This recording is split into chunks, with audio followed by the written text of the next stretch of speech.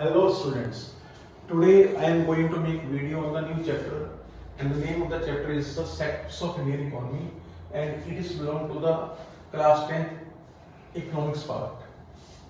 So today I am going to discuss about the some important terms, and the first economic terms is the economic activities.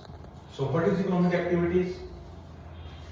The activities which contributed to the flow of goods and services in the economy is called the economic activities. Like मैं अगर school में teach करता हूँ तो मुझे teaching के बदले में क्या मिलेगा?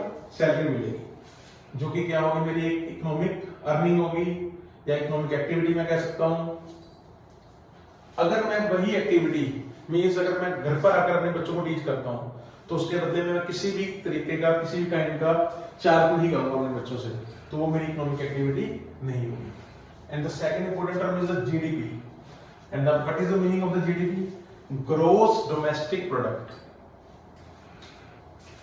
Now see, we have four factors of production. Firstly land, second labour, third capital, and fourth is entrepreneur.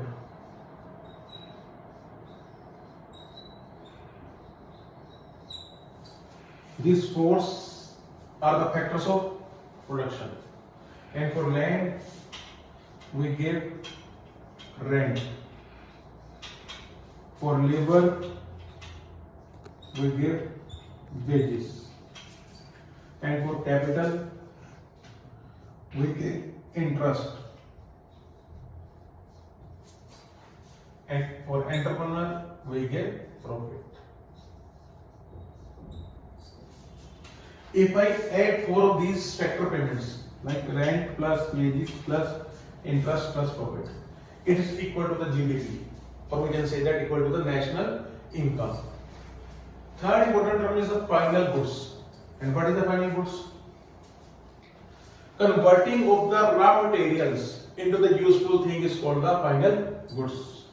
जैसे कि मैंने एक्सप्लेन कर ही दिया है तो आपको पता लग गया होगा। अगर हमारे पास लकड़ी है, हम लकड़ी से क्या करते हैं? यूजफुल चेयर और टेबल बना लेते हैं, तो उसको हम क्या कहेंगे? Final goods, which is ready to use. And the fourth term is the intermediate goods. It is also connected to the final goods. What is intermediate goods? Suppose जिस लकड़ी से हमने टेबल बनाना है उस लकड़ी को हम क्या कहेंगे? Intermediate goods. It is yet to be ready. Fourth important term is the public sector. It is the sector which is fully controlled by the government, or we can say that there is a control of the government on this sector, and the example of this sector is the public hospitals, railways, or the best example schools. Government schools are the best example of public sector. And now move on to the next important term, which is the primary activity. What is primary activities? These are the activities which are related to the agriculture sectors, or we can say that which are related to agriculture, fishing, hunting, and it's the base of the economy. And now move on to the second economic activity, which is a secondary activity.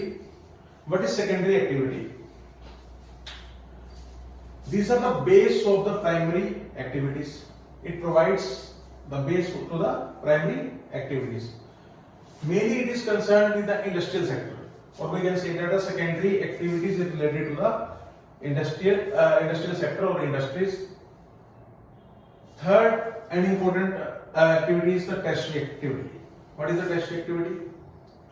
The activity which is related to the service sector.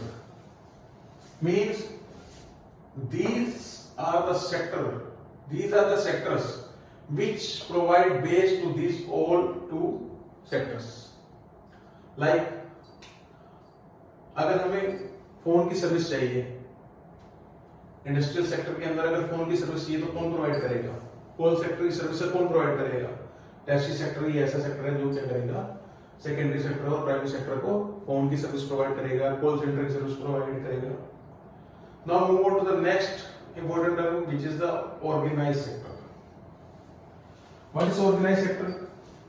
It is the sector where is total control of government also, and we can say that there is an employment which is regular, not on the daily basis. And in the organized sector, there is no control of the governments and no fixed employment.